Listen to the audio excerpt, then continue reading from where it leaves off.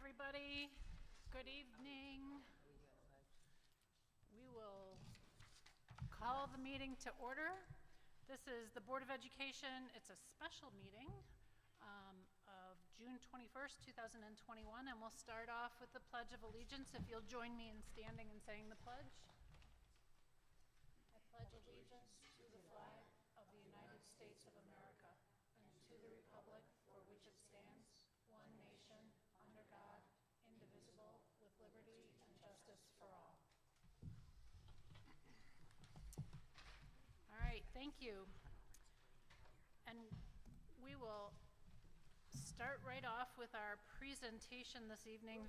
Really the reason for this evening, having a meeting. And I will turn it over to Dr. Rodrigue for the presentation. Oh, thank you, Dr. Koo. Good evening, everyone. I wanted to begin this evening with some thinking out loud about the rationale that led to the development of this plan. And you should all have the plan, and it is also, oh good, thank you, and it's also up on the screen. And again, I wanted to start by saying that this plan, like many other districts, should be viewed as evolving.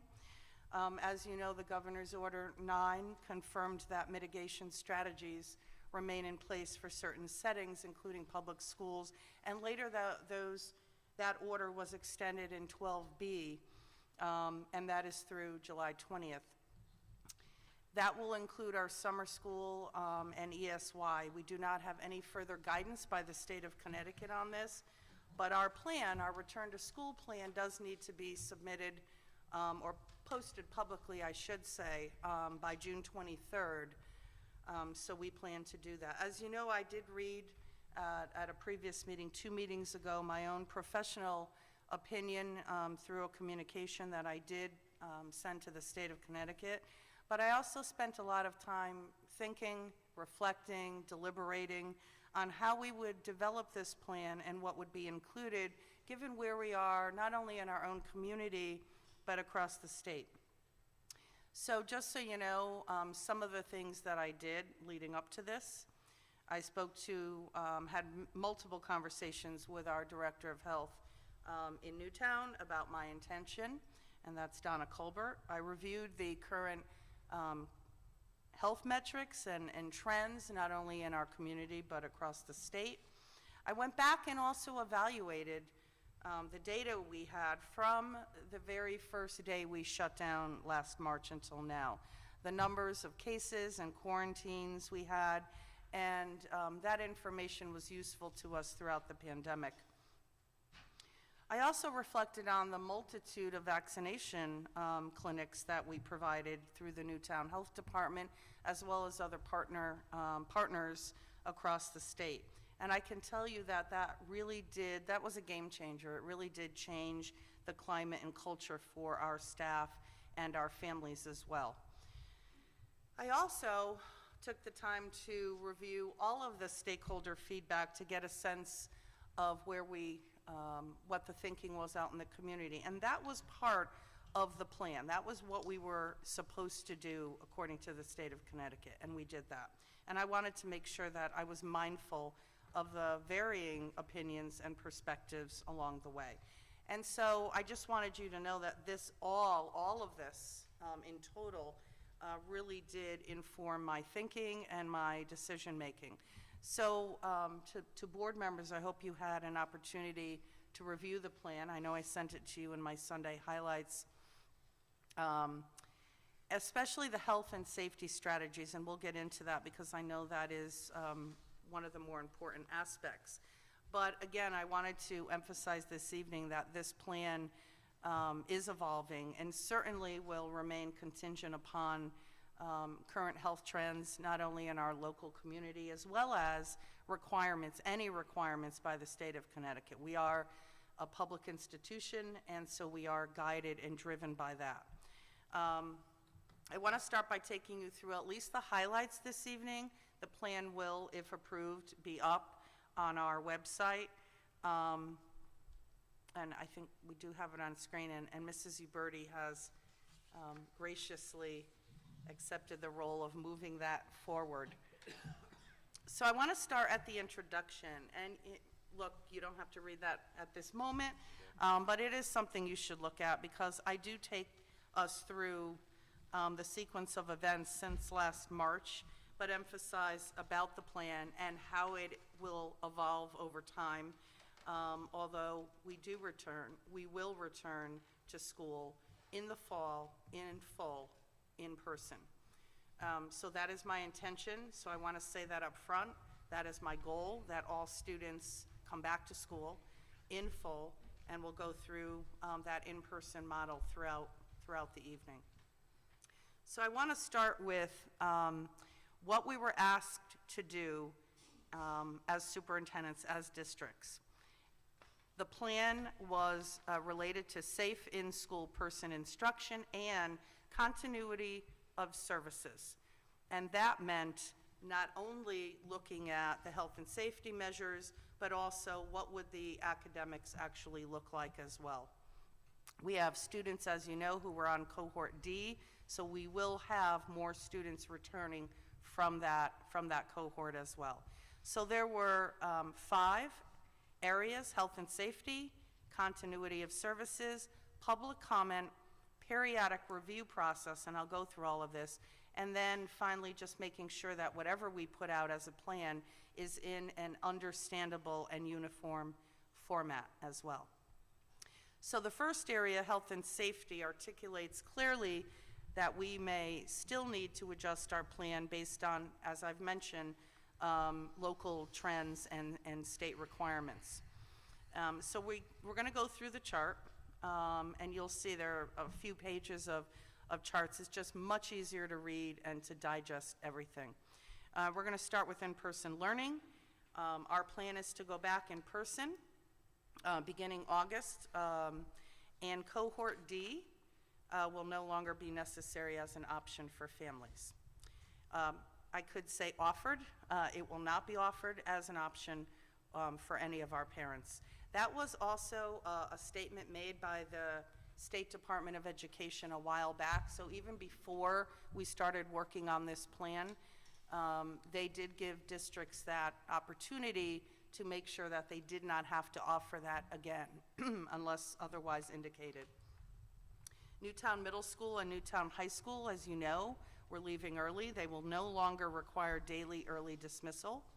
All of our elementary schools, as well as Reed Intermediate, will no longer require early dismissal on Wednesdays. Again, the reason we had the Wednesdays was really because teachers were working with both students in class and those students that were on cohort D. And that took a lot of preparation. So that was one of the reasons, as well as during the height of the pandemic, we made sure that we cleaned and sanitized the entire building. So those, if you recall, those Wednesdays early on were also for that. We get to masks. It is our ongoing intention and intent to create and maintain an environment that is conducive to students' health and well-being. I have spoken directly to our health director, Donna Colbert, who is now with us. Newtown Public Schools will not mandate masks for both students or adults in schools, unless, of course, it's required by executive order. Right now, it is required by executive order, and that is through July 20th, as I mentioned. We don't know what the changing landscape will be. I am extremely hopeful and optimistic that where we are right now is where we will be in the fall. But again, I want everyone to understand, including the board, that that is why I keep saying this is an evolving plan. Just like we had to move in and out of various learning models, and those were tough decisions. Those weren't decisions that I made because teachers wanted one thing or parents wanted another. Those decisions had to be made based on science, based on talking with DPH, based on state and health requirements, based on my ongoing conversations with our local health director. I took all of that into consideration, as did any superintendent. So I just wanted to make that clear. Right now, where we stand, all families will have the option to send their students in masks or not. And I say that because I still want to encourage, and I'm sure that will still be out there, if those individuals, including staff and students, are not vaccinated, we hope they do mask, again, for their own protection. Again, but we're not requiring masking at this time. Okay, go on a little bit down, Mrs. Uberti. We will only encourage social distancing in accordance with recommendations from the DPH and the CDC, as we've done all along. Again, the 3 to 6 minimum. And we will no longer need desk shields. We learned a lot throughout this period of time, as you know, from the very onset of the virus until the end of the year. We learned a lot. And I think more or less the desk shields were a comfort when we realized there really wasn't a science behind that, right? If you watched students in classrooms with their desk shields, they were usually behind them and still talking. So it wasn't the protection that we thought it would be. So we're not going to be using those at all next year. While remote learning cohort D, as I mentioned, will not be offered in the fall, that doesn't mean that we're not going to use technology at all. One of the things that I think we really discovered is how behind we were in technology. That's one of the aha moments I think every district across the nation probably had. There are useful components to technology, and what I have is blended learning, which really means the teacher is still teaching and instructing, and students are utilizing technology not just to sit in a class on cohort D from a remote perspective, but also to actually utilize technology for research, for digital labs and science, for a multitude of possibilities. And we would be remiss not to ensure that our students are well prepared, because that's what they're getting in college and beyond. So we will make sure that that is integral to our instruction across all grades. With respect to classroom groups and our clusters at the K-6 level, we feel that at the K-6 level, the classroom is the natural cohort. We know where students sit. Often they have assigned seating. Basically, that is really helpful if we do have to contact trace. In 7 through 12, students were moving around. We can't help that, especially at the high school level. So every classroom, they have a multitude, if you can picture that, of cohorts, of natural classroom cohorts. So if we do have to trace back and there's a case, we can do that. All lunches, this is probably something that we're very excited about, that we will serve lunch in the cafeteria again. Again, I want to emphasize, as health metrics permit us to do so, with physical distancing to the greatest extent possible, and again, adjustments may have to be made come fall. Just so you all know, all meals for all students are going to be free once again for the entire school year. Masks are already not required outdoors. We've already lifted that. That's already been lifted. So PE and recess, they will not have to wear, obviously they won't have to wear masks there as well. Teachers are always encouraged. I mean, I think the virus will still be here, right? So we encourage fresh air as much as possible. So teachers naturally will be taking students outside. Shared use of playground and PE equipment will be allowed, and we will still continue periodically to make sure all equipment is cleaned and disinfected. Music, including choral and instrumental groups and ensembles, will be permitted to practice and perform. Again, we don't have any new guidance yet, as issued by the State of Connecticut and National Association for Music Education. If anything changes, that will again impact our plan in that area. Shared use of materials and equipment in art and unified arts will be allowed. And again, whenever possible, we will continue to make sure, as we would just in good practice, that materials are cleaned and disinfected. Middle and high school sports will continue to follow CIAC guidelines, and as you know, the CIAC follows often the DPH and the CDC. The football had its issues, obviously, because of the timing and when that started in the fall, and then wrestling was not permitted as well. So hopefully some of that will change, and we'll have a full sports season throughout the year.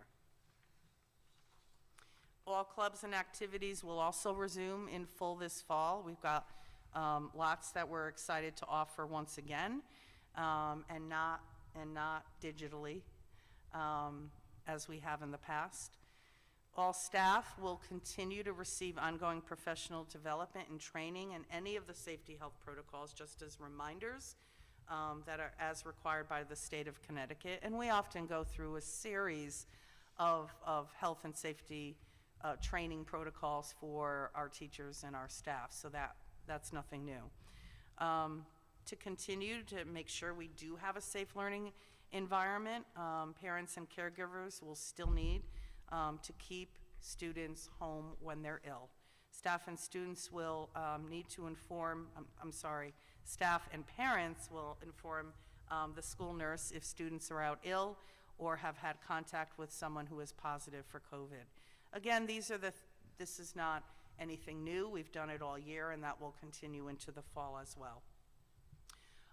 We did have, as you know, a routine where our custodians were really working around the clock to clean and sanitize touch points throughout the building, throughout the day. We are going to pull back on that a bit. All facilities will be cleaned and disinfected in accordance with DPH and CDC guidelines, but we will not necessarily have them sanitizing every touch point, every doorknob throughout the whole school. As you know, enhancements have been made to existing HVAC systems. We had what's called MERV filters. That was, again, a requirement in accordance with state DPH. That's still going to be in place. And we also had air purifiers in the classrooms in the schools where HVAC had not been updated. And that will continue. We feel that is still, again, just an added, they're there now, we purchased them, and we want to continue with that. Transportation will resume at capacity, while, again, we encourage any unvaccinated students to wear masks, but they will, again, remain optional as well on buses.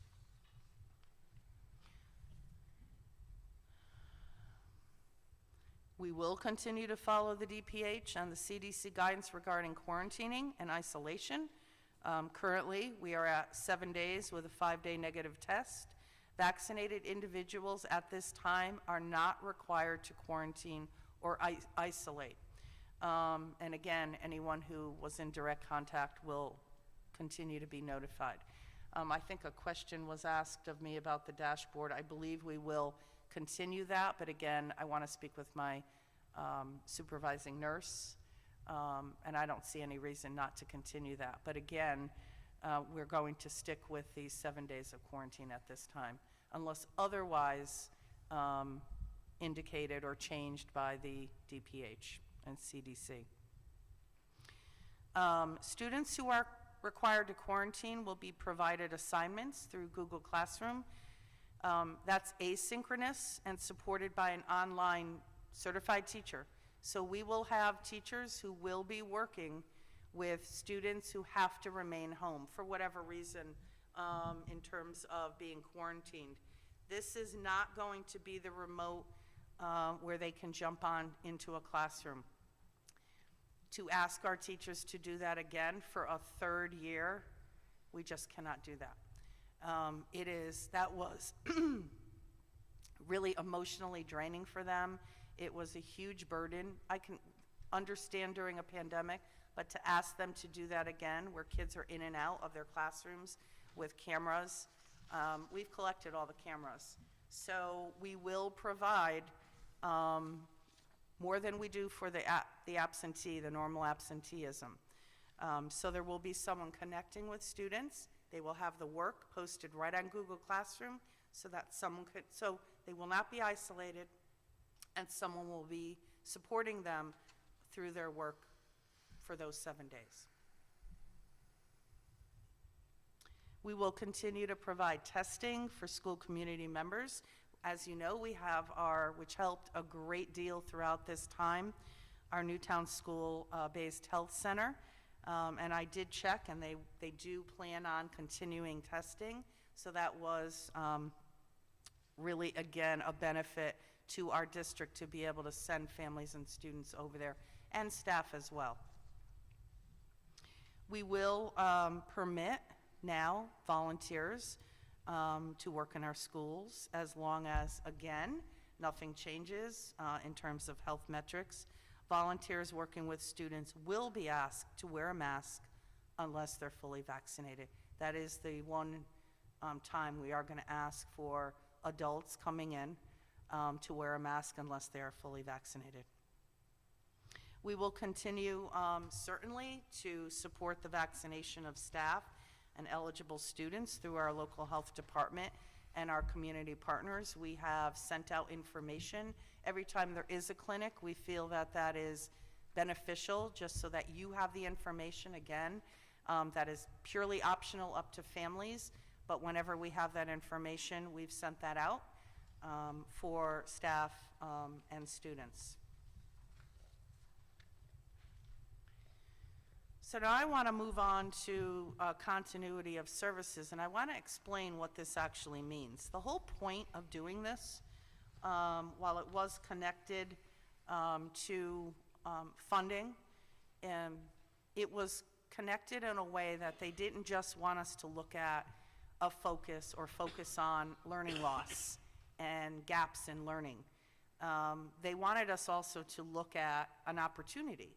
As we move ahead and we have students using technology, we're bringing students back to really kind of reimagine education in a way as we bring students back. And again, this was our goal all along, so it's not anything outside of what we were doing anyway, but we had the opportunity throughout this pandemic, actually, to really kind of step back and look at everything that we're doing, how we're assessing students. That becomes critical at this point. We don't know what gaps exist unless we have the ability to assess students in a meaningful way.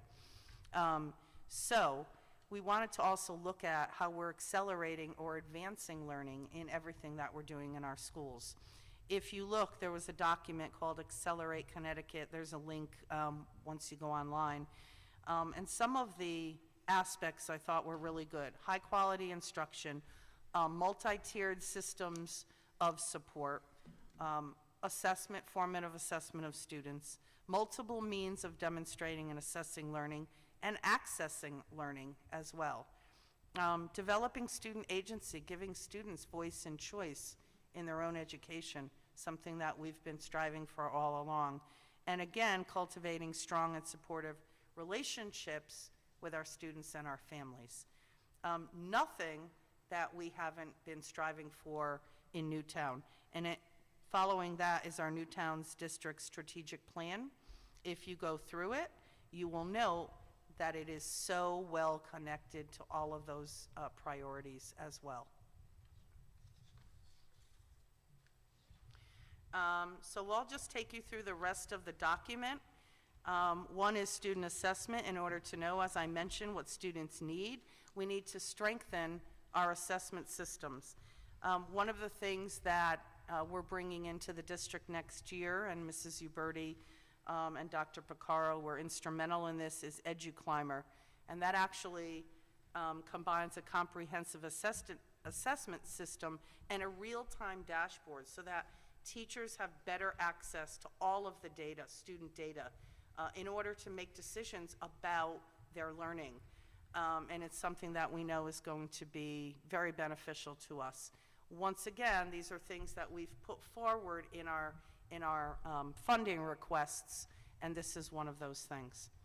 While we continue to offer a variety of rigorous opportunities, I think, across the district for students, courses, programming, we also want to make sure that we give students an investment in their own learning.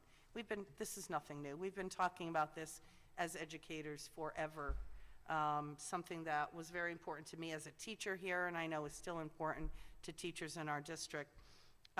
We want to make sure that students have a choice and a voice in everything that occurs in our school system. So one of the things that Mrs. Uberti has done is put together a student advisory council.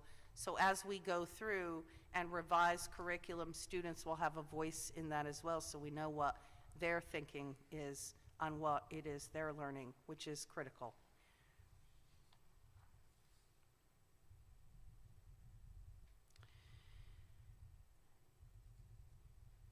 About a meeting ago, I think it was at our last meeting, we talked about the new K-5 math program.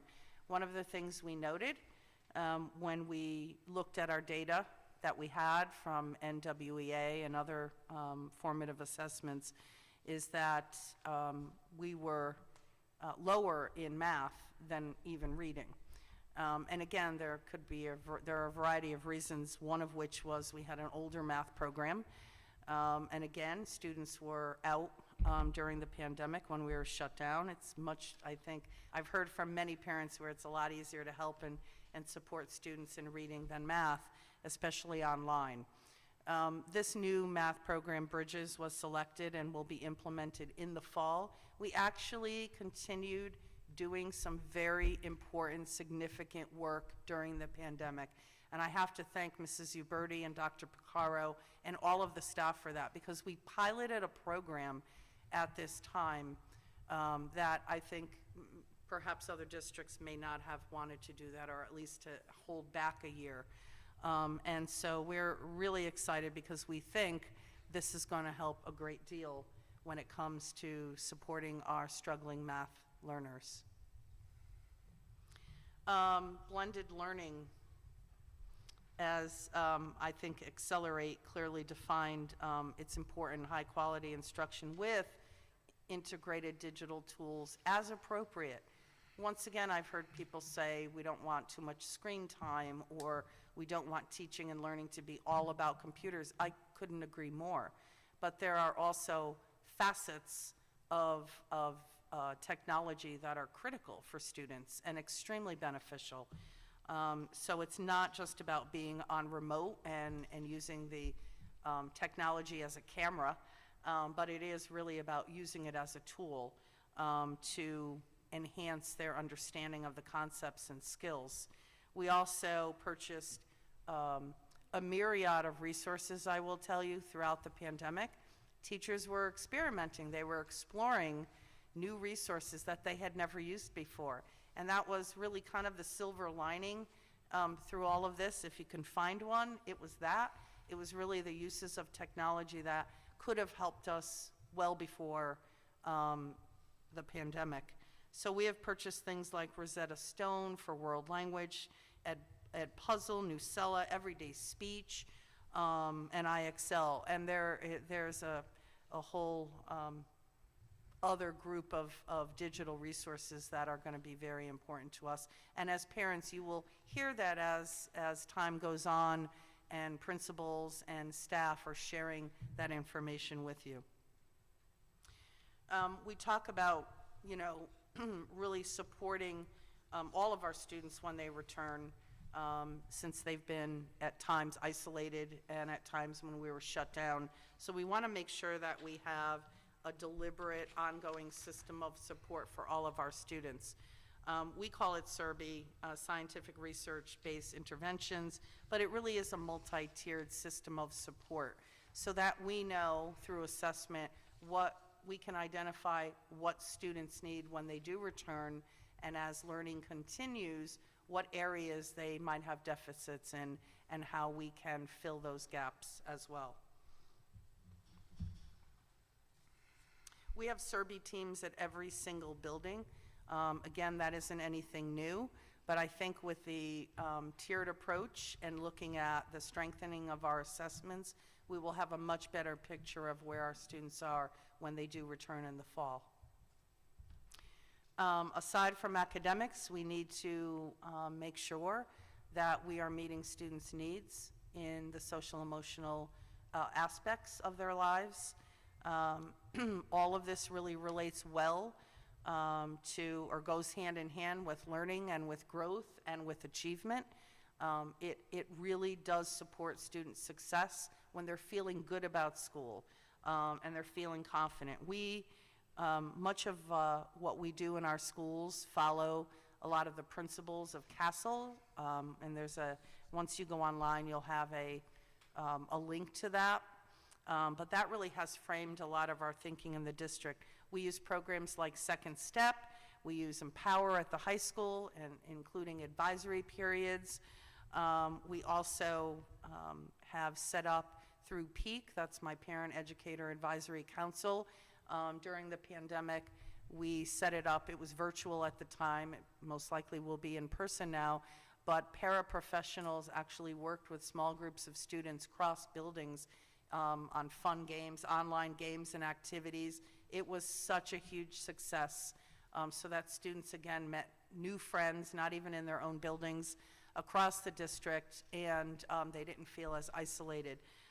We have mindfulness rooms at pretty much across the district, especially at the elementary level, and we utilize those strategies.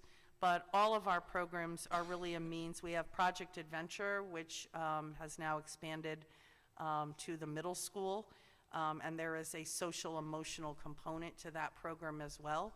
But all of this is really a means to help facilitate students' growth in problem solving and dealing with emotional concerns, peer relationships, collaboration, and leadership. We also have, when you go down to mental health, at our last meeting, I believe it was our last meeting, we had members of Kids in Crisis. And again, this really has a lot to do with looking for warning signs of suicide. We also have our SOS program, Signs of Suicide. So we're really looking to make sure we identify those students that have those issues and concerns and make sure that we provide them support. The Kids in Crisis counselor is now moving. We have a Kids in Crisis counselor at the high school, and we are now getting private funding for having a counselor at the middle school as well next year. We also have the inclusion of a Hope Squad program next year at the high school. This is also a peer-to-peer suicide prevention program so that students are actually trained to look for some of the signs in their own friends and peers at their level. And again, that is so important. One of the quotes I think is beautiful from Hope Squad is students learn to show empathy toward their peers, listen without judgment, and reduce the stigma regarding seeking help and mental illness. So that is a phenomenal program. We sent a group of teachers, staff, and leaders to Utah so that they would hear about the program right from the founder and brought it to Newtown, so that will be starting as well. We also want to make sure that we meet the needs of all of our groups, special education, our English language learners. That's a growing population here in Newtown. We want to make sure that that there's a need before students support before, during, and following direct instructions. So we are actually taking the co-teaching model that is now at the high school, exists at the high school, and moving it to the middle school. So we have reorganized the schedule for that to happen. That's when a special education teacher works directly in the classroom, collaboratively as a co-teacher with the regular education teacher. It really a strong program. I'd like to see that expand throughout the district. It's one thing when you pull students out to support them as they need for skill building and to help them get through the course and the content. But it is another thing when you have a special education teacher right in the room helping the special education teacher helping the regular education teacher with the lesson itself. And that is actually what happens in a co-teaching model. We also will be including an additional teacher for our ESL program. We have one teacher in the entire district to support our ESL population. It was okay maybe 5-6 years ago. That has been something even before the pandemic that we knew we needed, so we're able to find the funding for that as well. As you know, through private funding, we are also looking for a coordinator of equity and inclusion. This is simple. This is for every student. Equity inclusion is really to make sure that every student feels a sense of belonging when they're in our schools. Every student. We want to make sure, once we've looked at and reviewed our bullying survey, we sent that out at the elementary level. It started at the 7 through 12. That was in partnership with John Jay College. And we did that for a reason. We wanted to get a clear picture across the district based on a lot of anecdotal information, a lot of disciplinary data that we had, as well as stories from our own students and families. So using that information and a whole lot more is a really good reason why we feel very strongly that we need a coordinator to help our students, our staff, our families, but mostly our leaders, so that we are consistent across the entire district when it comes to equity and inclusion, making all students feel welcome in Newtown Public Schools. Parent communication and partnerships, I'm very excited about this, and actually Janice is in the room, part of PEAK. It was actually Janice's subgroup, the communication and branding of PEAK, that, we've been struggling, I think, with communication, two-way communication. I can't tell you how many times I've heard parents and staff say that they just simply can't meander all of the various websites, find a policy, have to pay the lunch, put the money in for lunch. It's a lot, and if you have multiple students in a variety of buildings, it just became very burdensome. So Blackboard is a very reputable organization. They're mostly at the college level, but they have a system of communication that I think is really going to change the game for us. We have been using School Messenger. Nothing will change. You will get the same messages out there from central office, from principals. It will just be going through Blackboard, but it is an app. So everyone will have the app, and once you have that app, you will be able to move in and out of all of the websites, wherever you need to go. It's kind of a one-stop shop, making everything right there at your fingertips. So we feel very strongly that is going to help a great deal in the community. And then finally, there were two other facets of our plan that was required. One was public comment. As you know, I asked for feedback. That was part of it. And any time we revise the plan, we will again put it out there and welcome comments from the public. As you can see, there's a periodic review process. June is the first, and then it goes from December all the way through. So we will put that up there, and I just noticed that I should change that. And then finally, an understandable and uniform format. We hope that the format it's in is clear. We will post it. When we do revise it, as I said, we will put it out again and make sure that the community understands that there were revisions, and we'll point those out, if any.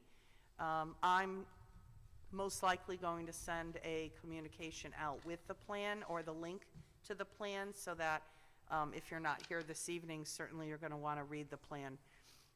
And again, we'll put up, we welcome comments, so we'll make sure that we include that as well. And finally, I will tell you that this was not an easy decision, as you can imagine. There are opinions, I'm sure, on either side of this. And I know every district has to do what they feel is important. But I feel this is important, and I feel strongly, and I think everyone knew that from the first time I sent the communication to the state. I don't know what changes will be made. I wish I had a crystal ball, but I feel that we're in a very good place, not only in Newtown, but I think across the state. So very hopeful that opening up in full is the right way to go. And again, I just want to say that we wouldn't do anything that would, our priority, I should say, our top priority is the safety and health of all of our students and staff. So I'm extremely mindful of that. So these decisions were made with a lot of deliberation. And I want to thank Donna Colbert, who's always my thought partner in everything I do, just so she's aware and understands where we're going. Sometimes we don't always agree, but we talk it out, and this is where we've landed. So I want to give you time to open it up to questions. I'm sure you have many.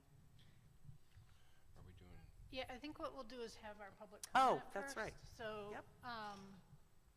We'll open up the meeting to the public at this point, and if you have questions, we don't have a back and forth conversation here, but you can pose them and they may come up in our conversation. So during public participation, the board welcomes commentary regarding items on the agenda. After being recognized, please, if you'd come to the front and state your name and address for the record, and there's a sheet on the table. If you would fill out that with your name and address, that would help us as well. We just request that speakers be respectful and limit your comments to not more than 3 minutes. And just letting you know that we don't discuss personnel items or student matters in public, and we don't engage in dialogue during the public comment period. So if anybody would like to come and address the board at this point, you're welcome to come up.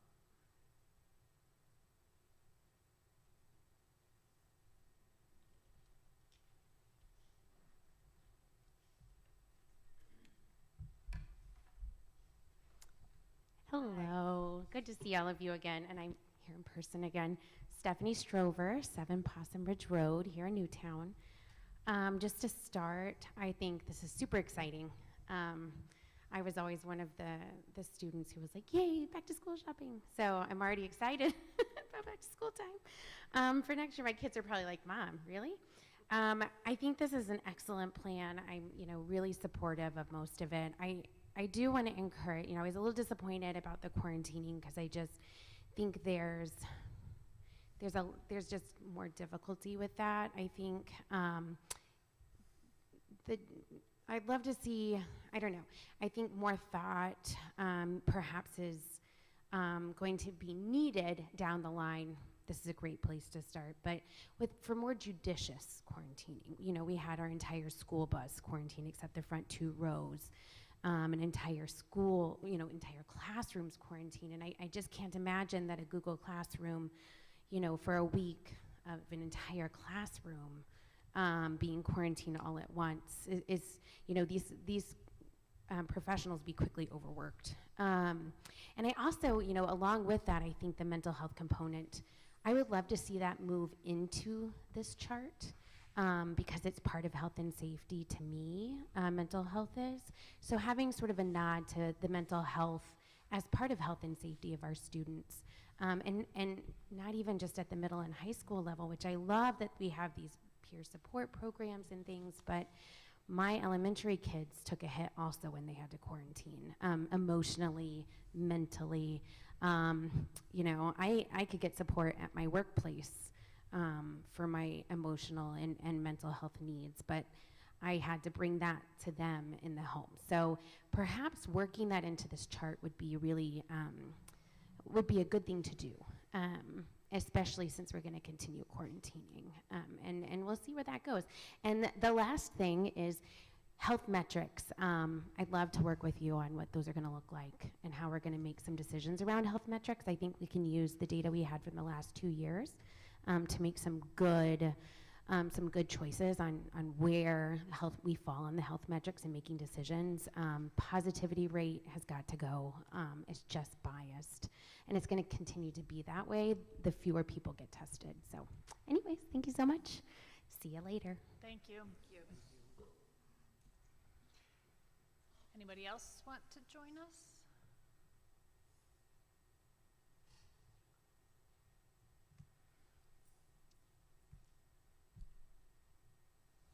Hi, Janet Kuzma, and I live at 12 The Boulevard, and I just, as a parent who was advocating for choice, I just wanted to thank you for I feel like we were heard, and I know that, you're not just listening to me, you're not just listening to the person behind me, but, I just want to thank you. I'm sure that it was a very difficult decision for you and trying to weigh all of it out. So I just want to express that I am very pleased to hear that my child will have the choice, should things stay the same, the way that they are, that my children will be able to make the choice for them. So thank you. Thank you.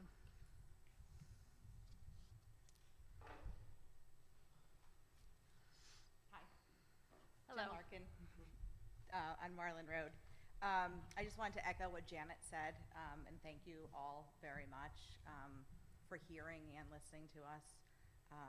We know we've reached out a lot. I think this plan looks fantastic. It was kind of like ice cream, and then the whipped cream, and then the sauce, and then a cherry. Like, the further I kept reading, I'm like, oh my God, we can go back in the classrooms too. And there was just, it was more than I was personally expecting. My kids are going to be super excited to eat lunch in the cafeteria again, and I'm really excited that I don't have to pay for it. And the only other thing I didn't even know existed that I would just offer, because it was in here, I guess I got to comment on it, right? Was it what's it called? Co-teaching. Co-teaching. That sounds phenomenal. We should do that at the younger age, like in the elementary levels. It's really important, I think, because I'm a special ed parent, and I know there's a lot behind me too. We're really passionate about special ed, and it was I've never heard of it before.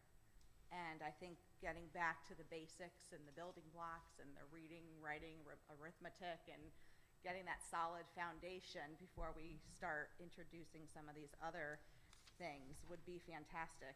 And I know my daughter really likes being in the classroom too. She loves her pull-out time too. But so yeah, I think it looks great. Thank you, and maybe consider bringing the co-teaching into the younger schools too, if there's an opportunity to. Thanks. Thank you. Anyone else?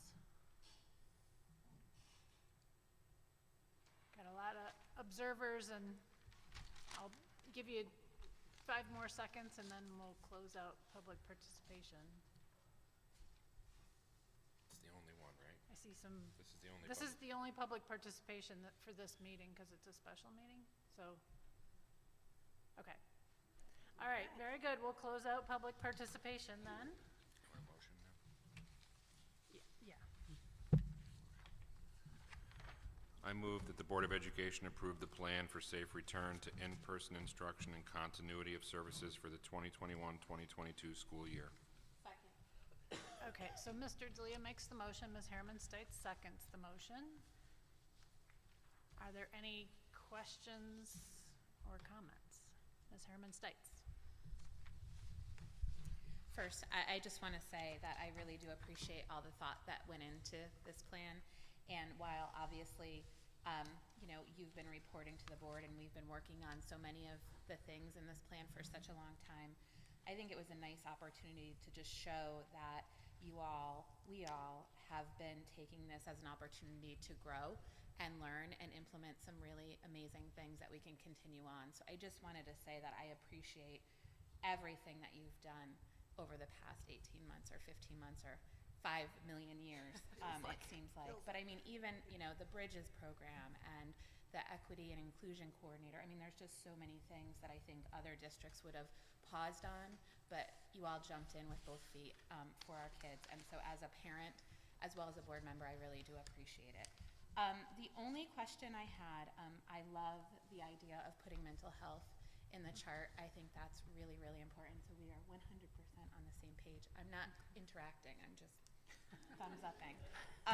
So I would I would love to see that too, because you know that's a particular passion of mine. And I know that we've heard so much from parents, and I know that you've met with the unions and culture and climate and that sort of thing, but can you talk a little bit about what the staff's reaction has been to some of the things that are in this plan? I just want to ensure that they are also on this page, and that their voices were heard as So well. I met with the union to let them know pretty much where we were going. Obviously, the focus was mostly on mitigation strategies. The staff, all other aspects of this plan, they already know. So it really was focused on, are we going back in full? Will we have Wednesdays? Will we need to wear masks? So they are well aware. And I have to say, as I mentioned earlier, the majority, if not all, of our staff are vaccinated at this time. So that was a game changer, and they feel very different now about entering the building with or without masks. So they are fully aware, and we're very excited. I have a follow-up. Yeah, Mr. Delia. Dr. Rodriguez, did you consider putting mental health in the chart, or was I it would, just? that's an easy move. So can I make a motion to move mental health to the, and maybe Ms. Harriman Steitzel will second it? Can I make a motion to move mental health to that health and well-being, or health and safety strategies for in-person learning chart? Second. All right, so Mr. Delia makes a motion to add a mental health piece to the chart. Ms. Herman Stites seconds it. It's blank right now, though. Well, there's actually a box we can add that's already there. So I will take a piece of that paragraph. It will be brief, but it won't be just a nod. It will be there, and I do appreciate that, actually. Can you point out what paragraph you're talking Yeah, about? under mental health.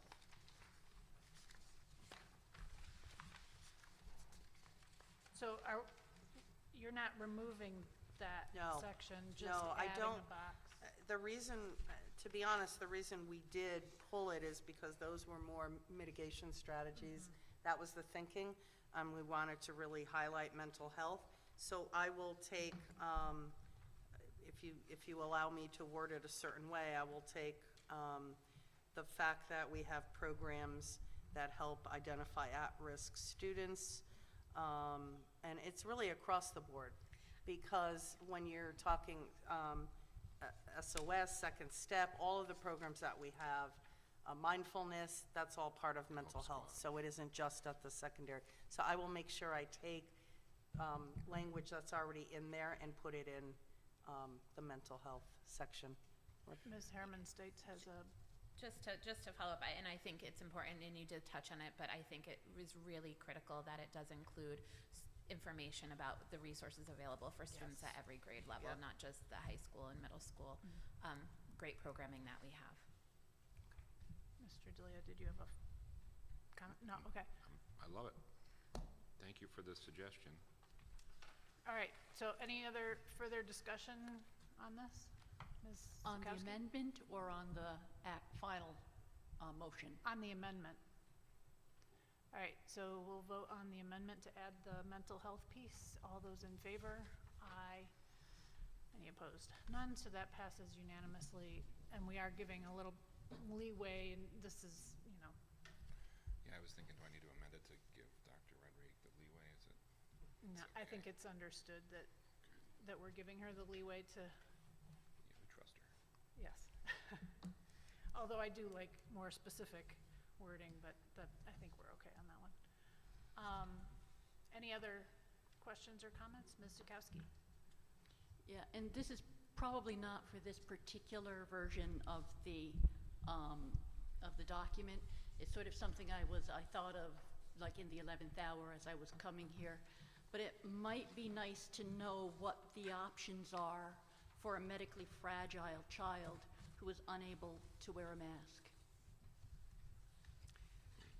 So That actually, it was very, very specific and very narrow in terms of what constituted the ability not to, or I should say a medical note from a doctor as to why the student could not wear a mask.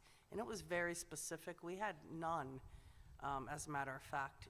Asthma was not included. So it really had to be very specific and very serious. And most of those students were in cohort D, so we didn't really have to deal with that. But that is something that the nursing supervisor and all of the nurses at each of the buildings work one-on-one with the families and their medical professionals so that they can make a decision as to whether or not they need a mask. A follow-up, please. So as you all know, I cannot talk and wear a mask at the same time. So my, participation tended to be muted unless I was able to, so I fully understand, but I wasn't really thinking about asthmatic students. I was thinking more about cystic fibrosis. So those students that were in cohort D, we're now going to get rid of cohort D. And those students are going to be coming back. And so the question, again, not necessarily for this, because I know it's going to be very, very individualized, but it would be nice to know what those options are for that group of extremely medically fragile students. So they're exempted, so if they do fit into that category, Donna, do you know if cystic fibrosis is, I believe that was in that category. Okay. Yeah, I believe it is. Right, so- And then they do not need to wear a mask. I mean, So, it was no, pretty. my concern then is if they're surrounded by students who are also not wearing masks. Right. And then the students, the disease doesn't hurt healthy students, but it could really do a horrible job on these medically fragile students. So I again, just later on, to know how to protect a medically fragile student who is unable to wear a mask from contracting the disease. Okay. We will definitely get more guidance on that, because you're right, they will be coming back. And we'll make sure we check on that. Yeah, good question. Any other questions or comments? Yeah, Mr. Voros. Is this on any part of this? Sure. Okay, so, I think this is addressed to Anne and to Lori. The Wednesdays that we got out early, as an educator, with knowing now that we have students who are not all going to be up to speed, I'd like to propose that on that Wednesday, if you will, or it could be any day, that everything stops, they don't go home, they stay in school, and there's time given to restructure those 2 hours so educators can then take children that need additional time to do whatever they need to do. Educators can then take children who need to maybe be accelerated in something and use that 2-hour period, basically, I'm going to say, to get it's time for them to catch up with those children who need extra time in school devoted to specifics. And so as a cluster teacher, it was very easy to then say, all right, you're going to take this group, you're going to take that group, you're going to take that group, you're going to take that group, and that was it. And we got a lot done. So it's something that you might want to consider, and I would suggest that maybe the staff get involved in it if it makes any sense. If it makes any sense. So I know, well, I'll let Mrs. Uberti take this too, but I know we've been working with the principals and the staff at times when students can be supported whether it's after school, during the day, and we do that all the time. The issue I see with that is more instructional time lost. We've lost a great deal of instructional time in the last 18 months. So we're trying to work around that, which is why we decided not to have Wednesdays off. I don't know if you want to take it from there. But I don't, Well, whether you actually send them home or because not every student will need that kind of support. So you do need to compact the instructional day in order to get that done. I'll just add that we don't feel we have fully assessed the another degree of learning loss at this point.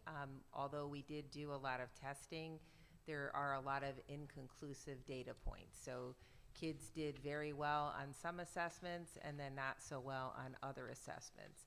Kids did well in reading on one time and then not as good in reading the next time, did better on math one time and not as good on math. So I think that I think there's a lot of reasons for that, given the stress that kids were under and the tumultuous experience that everyone was having. So we are looking forward to returning to a normal atmosphere in the fall, receiving our Smarter Balanced assessment results, which may or may not be helpful because those were also given in kind of this unusual testing environment. But we will test in the fall. Also, I've been working with the principals on some other creative ways to provide support, looking at, as Lori mentioned, both the possibility of before and after school support groups where we would actually provide some of our tiered services at least outside of the school day. So for example, elementary students who are behind might be able to be dropped off with a group of kids who have the same support needs at 8 o'clock instead of 9 o'clock and work with a certified staff member for 45 minutes. Again, not taking away from the current instruction because we are trying to not operate in a deficit model because of exactly what Lori said. We don't want to contribute further to the learning loss. So we are trying to look at ways to accelerate. Is that helpful? I want to say, no. For me, no. But it's good that that opportunity will be given to those children. I just feel like it's a perfect time during the school day to address all of this, and it's very instructional time, if you know what I mean. It's 2 hours of concentrated instructional time, like the 8 o'clock to 9 o'clock or the 3:30 to 4:30. I'm saying take those 2 hours and put them in Wednesday afternoon, and it then gives all the other children time to accelerate for 2 hours, if you know what I'm saying to you. I do. But I always say time is like money and there's a set amount of it, and when we do one thing, we are not doing another. So it is always a balancing act to see what we can do, but we'll take that under consideration. You have been heard. Yes, you have been heard. Thank you. Any other questions or comments? I have questions, but I know you have questions too. We can trade back and forth. All right, so I have a question about the masks, which has been, I know, I appreciate all the feedback that we've gotten about the masks, and I appreciate hearing from folks who have attended many of our meetings to let us know. The mask piece reads that Newtown Public Schools will only mandate masks for both students and adults in schools when required by executive orders or requirements by the state. And I I wanted to know what would happen if local conditions, and I heard from the audience a different interpretation or a different feeling about this than what I read, so maybe I'm mistaken in this, but what would happen if locally things were to decline and we wanted to say, have students in one school mask because it would prevent us from closing the school, they could still attend but wear masks? So if you go up to the paragraph prior to the chart, it's very clear that we will adjust our health and safety practices as needed. That is one of those things that we will need to do. But again, I think someone asked about metrics. We don't have any further guidance. We don't have any, and I appreciate the talk back and forth about metrics, even when it came to our move in and out of learning models. If you recall, there were how many districts that were in the red and they were still open. So because I think you learn along the way, and you just have to kind of go with the situation. I'm in constant contact with our local health department and Donna, and we are weekly with the DPH. So there's gonna come a time when we're gonna know, look at the trends, and it won't just be Newtown. It's not just going to be Newtown. Most likely, you'll start to see that in other towns as well and across the state. And at that time, if we have to make a decision, because it's in the best interest of students, we have to do that. So, and I hopefully parents will understand, again, just like anything we've done with the learning models in and out, we're doing this for the protection and the safety and health of our staff and our students. So that's something I really want to clarify and emphasize in this plan. I think what we have is great, but again, we're anticipating that all things are as they are now. Okay, thank Does you. that make sense? Yeah, Mr. D'Elia? It's me. Am I on? There's no button. There's no button. You're not used to that. Yeah. So is there a way to set up a metrics that we can, so that the parents know, or so that there's, so that it's not just an email or a phone call saying, we've hit this threshold, and now we're doing it, so the parents are, some parents are very informed, and some parents follow everything, and I would want to wait on that because, once again, we don't have any guidance on this coming from the state, so this plan is coming prior to any of that. If there will be some metrics, perhaps on that, I don't know. But once again, I think back to the metrics where we started, and after a while, it was just not even used because every district was different. They were unique in the trends that were happening to them. So, and then after a while, we looked at it and said, they're better off in school, or we brought more kids back. And again, we learned so much along the way from the virus than back in March. So I'm going to, I think, unless Donna wants to comment on this, but I think I would rather wait to hear what guidance we are going to get, because I'm sure something along those lines will at least help us make that decision. I don't want to put a number on it, because once we do that number, it may not be something that we really want to hold firm on either. okay. Thank you. I also think that while I'm asking the question about masks, I do anticipate, and I heard Scott Gottlieb, who's former FDA commissioner, on national television this past weekend saying that he didn't expect Connecticut to see a surge in the fall and that we would be okay because we have such a high vaccination rate. So I actually, I guess I'm thinking worst case scenario is what you need to plan for, just in case. Well, and I also want to be careful because there will be cases. We know that. The virus isn't going to, completely go away. And so I want to make sure that we don't rush to, everybody has to come back in a mask because now we've seen some cases in the community. That is not where I want to be, and I'm sure Donna agrees with me as well.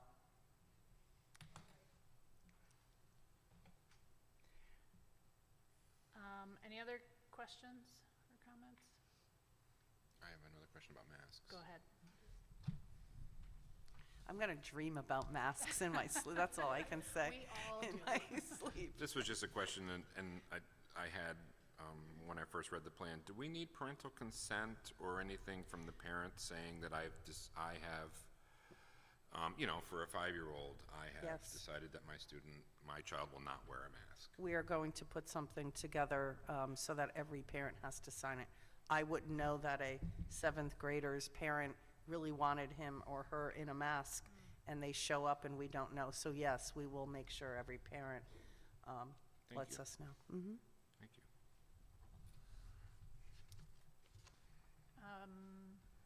Another question, are we taking everything out of storage? You know, there Yes, were all that was, those pods with all the Yes, oh furniture my and everything, is that? so that was a huge discussion with the teachers when I met with them. So we're going to wait on that again. We want to make sure that we, again, for the guidance coming and, you know, how much distance, if we did want to have some adequate spacing. So we're going to do that. It's a lot of work because we do get movers to take them out of their pods. And then teachers were okay with the week before school, making sure everything was put back. There are bookcases, things like that. Yeah, so it was a lot of work. So we didn't want to do it now and then have to put more back. So we're waiting on that. Okay, And the teachers were involved in that decision. okay, good. Any other questions? I'll just keep asking my questions, or Mr. Delia, go ahead. Masks? No masks. Recess. Will the students be allowed to play with kids from other classes? Yes. Oh, that was popular. All right. Thank you. That was easy. Everything's good outside now. Yeah. So it really is. I was wondering that. All right, I have a contact tracing question. Quarantining something. Well, I wrote down page 6, but I think It's on the top of page 6. oh, is it? This Yep. one? Okay. At the very bottom of that section on quarantining, it says that only direct contacts will be notified, and I'm wondering, is that a change from this year in any way? What is that? No, everyone who was a direct contact, again, under the parameters that we utilize, they were in the classroom, they were within a distance, we went back, is it 48 hours, Donna, correct? Yes. We're considered a direct contact. So direct contact is just close contact per CDC? It's not anything different than a close contact? I don't know if part of the thought was in the beginning of all of this. Initially, Dr. Rodriguez would notify every time Can I, something in the school, and then that got over really fast. Donna, can I just ask you to use a microphone just so that we, thank you. And thank you for being here. Really, Yes, we really. appreciate your, You all are doing all the work, everybody here. So I'm Donna Colbert, Director of Health for Newtown Health District. So yeah, for the most part, yes, we always notify those who are considered contacts, the traditional less than 6 feet, more than 15 minutes. However, there's also, unless you may have come in direct contact with droplets. So sometimes it doesn't take 15 minutes if you've had a really personal interaction with somebody who's infectious, then they're a contact. It doesn't take 15 minutes. And then there are times, and I think it happens periodically, where we're not absolutely sure. So we'll notify those that we know about. I think there's been times where you'll say, and I'll use a business instead of the school, but I think it could happen in the school as well, where we don't know if everybody in a contained area was a contact. So we notify those that we know are a contact, for sure. Talk to the case, talk to, if it's a child, the adult who's supervising, because that's who we need to rely on when you have young children. But you may, because of the activity or event, you may notify those who participated that there had been a case. So the direct contacts were notified, however, there was a case at this event. And that just gives people the opportunity to be mindful of symptoms, if they want to be tested. It's just kind of it's more, you can say, precautionary, but it's better than not knowing. Because sometimes I talk to people and they have no idea. yeah, it's true. Okay. Ms. Zukowski, did you? And just to follow up, those that were told that it was within the event, they're not going to quarantine. It's only the direct contacts that are going to quarantine. Yes, the known contacts, yeah. And since I'm here, can I just follow up on the metric question a little bit? I also would want to urge a little caution about some hard, fast numbers right now, because sometimes there could be an exposure, or you could see a number of cases that take place because of an event. And so it's outside of school, but if you just go by numbers and cases in a school, and suddenly it looks like it's the school, and it was something that may have happened elsewhere. Thank you. And so it's hard because, and it's like you said, school continued on when regions were in the red. And we try to really look hard at what are the individual circumstances. Thank you. Appreciate it. Likewise, though, I would like it if all of a sudden you saw several cases within the school and you thought there was something going on that you would be able to make the decision Absolutely, yeah. to do some change in the procedures or. And it may only be temporary. Yeah, sometimes We might it's just say, long you know, enough to sort it out. Right. with something going on, we might say, hey, it's trending upward, it's growing, and we'll make a decision temporarily for a week or 2 weeks or a month or whatever it is, so. Or sometimes just a couple of days. Or just a couple of Until you can sort out days, the contact exactly. tracing. You don't want to say, this class is closed for a period of time. It's like, it might take a day. I mean, so far, I don't think we've had to do that. Or if we have, it's been We a haven't. while. The school nurses are phenomenal at being able to track everybody down, know where everybody is in the school, whether it's in classrooms. Are you talking about shutting classrooms down? Yeah. Yeah, we had to do that. We Yeah. did. There were times when we did do that. Again, we learned a lot along the way. I think the nurses, the supervising nurse, it was just a matter of what information they could or Yeah. couldn't get. That's another piece to this, so. So I think that will change a great deal just for next fall. I do too.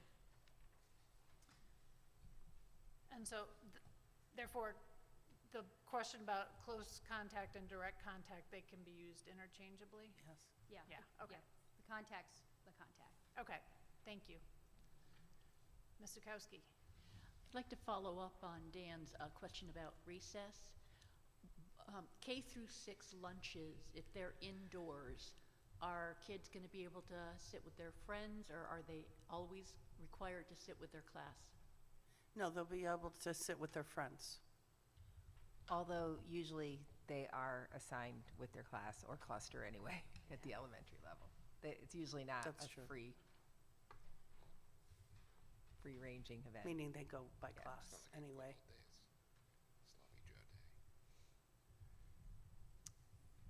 Does that answer your question?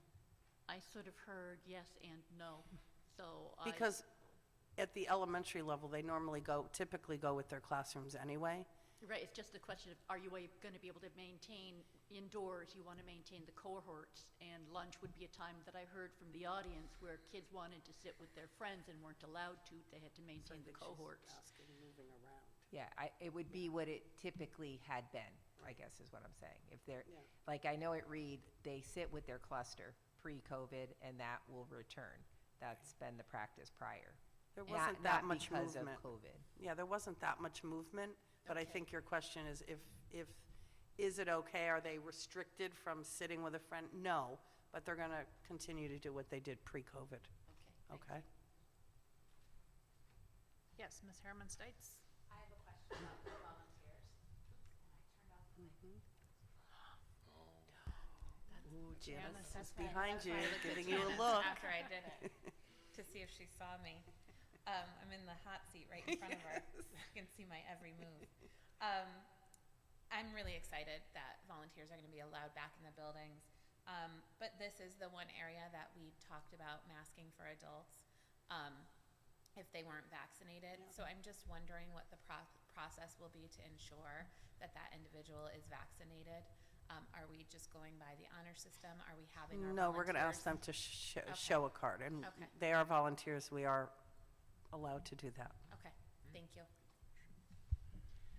So I likewise had a question about, so if volunteers working with students will be asked to wear a mask unless fully vaccinated, I guess I similarly was wondering if staff working with students will be asked to wear a mask unless fully vaccinated, because our students in K through 6 don't have a choice of being vaccinated or not.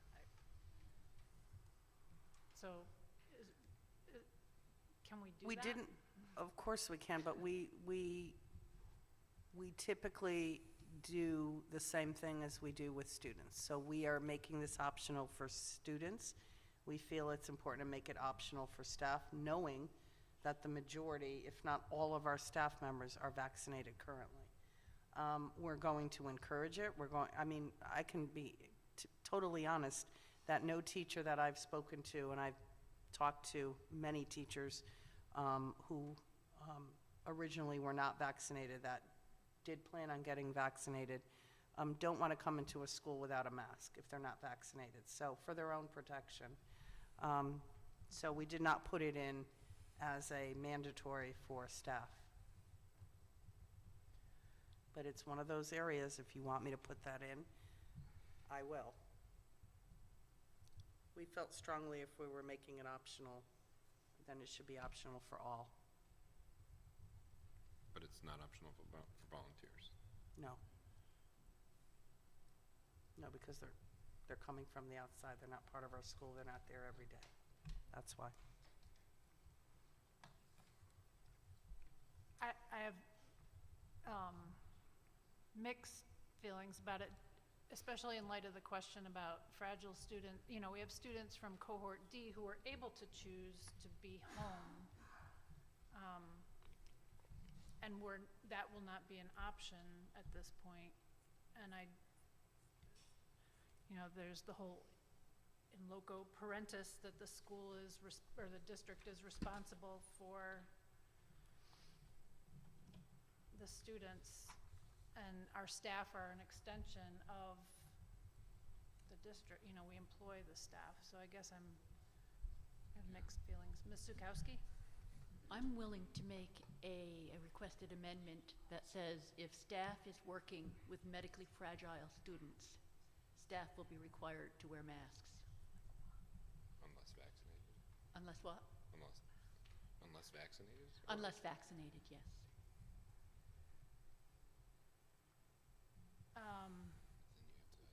Do you want to ask that as a question, whether that? or No, I you're proposed offering an amendment to our, Can you repeat it? I make an amendment that unvaccinated staff who work closely with medically fragile children must wear masks. Second. All right, so Ms. Zukowski, did you get the motion, Kathy? Ms. Zukowski makes the motion, Mr. Delia seconds it. I guess I'd like to ask a question of Dr. Rodrigue about how, are we legally able to ask staff for their vaccination records? Is that? Some companies are requiring it, but in talking to legal counsel, it's like anything else. We shouldn't be asking, because that's medical records.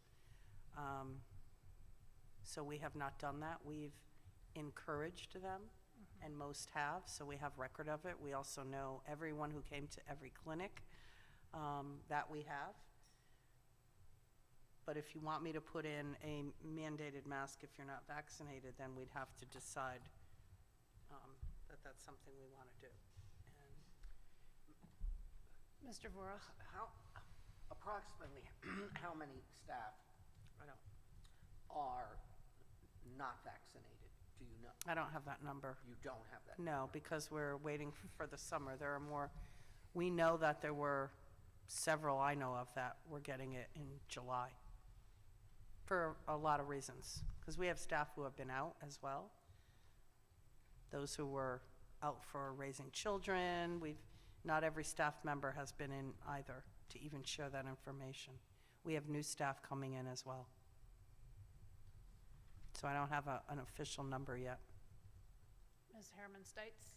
For me, I guess it's a consistency issue, that if it's important enough to ask volunteers that are unvaccinated to wear a mask, then it's important enough to ask teachers who have, or staff who have daily interaction with students to wear a mask if they're not vaccinated.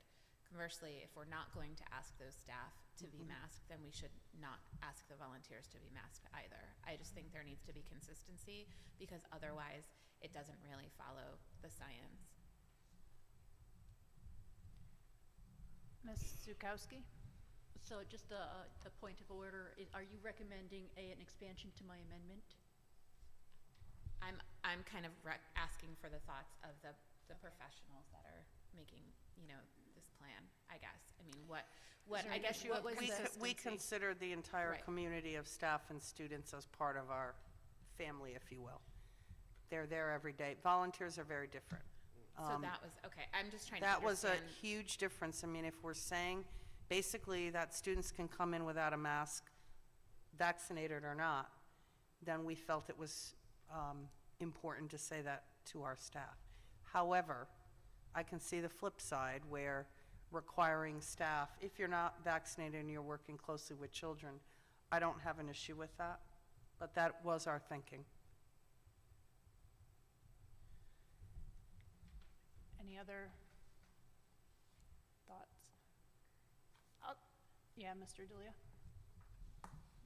I am torn, and I appreciate the motion, but I'm really torn about asking parents who come in to show their vaccine card and have other, to me, we're all one big cohort, and, I would lean more towards not having the volunteers show a vaccine card as well, to be honest with you. We have to trust our community members, but, it is, I appreciate your point. We're going on both sides of the street right now. We're requiring some people to show proof and other people not to show proof, and it's a tough decision, and I probably didn't help the discussion. No, you didn't. So I think I can't support this motion as it is, just because I have an issue with requiring anyone to show a vaccination record, aside from our students that, as part of the state mandated. But I guess I liked the way this was worded for the volunteers, that volunteers were, that you could replace the word volunteer with staff working with students will be asked to wear a mask unless they're fully vaccinated. And we're not, I guess Just know that some of the other plans that are already out there, and there are very few like ours, are not requiring it of staff either. but is So they're there, making it optional for both, not just one or the other. but is there a nod towards staff should be wearing a mask Ju- if they're not vaccinated? Yes, there is. So that I could see, we were going to do that anyway. I mean, that's going to be our encouragement for everyone, as I said earlier, staff and students. But if you want me to put that directly in, I would. All right, so Mr. Voros and then Ms. Herman Stites. Then I think Friendly amendment. I would like to add to Deb Zukowski's amendment Friendly that, amendment. that the staff that is not vaccinated should be masked. Is what you're saying. Yes, but that's changing that's, I guess, let's see. So you're amending the amendment, but changing why don't we just vote on the amendment and then offer a new one? So How's that? Ms. Zukowski? So when quarantining happens, it's my understanding that we require students to show the cards or evidence of vaccination so that they don't have to quarantine. Is that correct? Yes. Okay. So we do have an instance in the school where we do require students for overall public health to actually show their proof. So they don't have to quarantine. Right. So therefore, one can say that the precedent exists for the students. And so for this very sensitive group population of students who are medically fragile, I don't see that that would be, I mean, it's a public health issue, because the very fragile, if they get sick, I mean, again, cystic fibrosis, if they get sick, it could go very, very badly. A lot of that is dealt with in the PPT as well when we're talking about medically fragile students. So there's a lot that goes into that anyway, and it's part of the PPT. So those kinds of things are often written right in the IEP. So just to say, make sure I heard you, what you're saying is that the requirement to mask would be in the PPT. If the student is medically fragile, Yeah. and that is obviously an issue, then that could be part of the plan that's put together. Then I'm satisfied with that. There's also a choice when, I mean, students don't have to show their vaccination card. They could choose to quarantine for the longer period of time. I wonder if we want to, so we can't just focus on one or the other. If we want to say all adults who are working closely with students should be masked, but again, it's an encouragement, not a requirement. Right. So is it the issue that volunteers are required rather than being asked like everyone else to be encouraged? Because there's only, right, there's, Well, it's not written in here that they're No, required. they're asked. well, they're asked, they're being asked. We need to vote on the motion, or she needs to withdraw. Okay, so we have a motion. Are we good on the discussion on the motion? All right, so What's the motion again? do you have it? Oh, my God. Oh, I thought she withdrew that. I think she withdrew it, though. Didn't she? I think you withdrew it, did you, Deb? You, Withdrew you. you can't. She said she-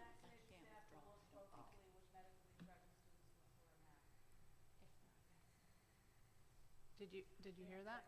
No. Can you read it again? Unvaccinated staff who work closely with medically fragile students must wear a mask. Dan seconded it. All right. You know what you're voting on? All, Yeah, yes?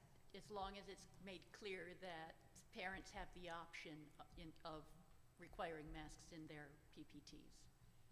Yes. I'm good. I don't think I call- parents Can I can't, just call the question? Oh. Can we vote on it? parents can't, It's not really require. parents requiring it. It's just if it's important to the safety and health Okay. and well-being of the student, then all of those things are considered in a PPT, which is a legal meeting. Okay. Or the student's medical plan. So typically, a student who would have a significant medical issue has an individualized health plan that Perfect. may be complemented by a 504 or an IEP, but they do come with health plans. And the school nurse oversees that. Okay. Okay. Now, do we know what we're voting on? Yep. Okay, all those in favor? All those opposed? All right, so it unanimously fails? All It's right. a good discussion, though. It was a good discussion, I appreciate it. But, so, I'll make a motion that all adults, that, I don't know, that this should be in the volunteer Under masks. section, I was though. thinking under masks. Under masks.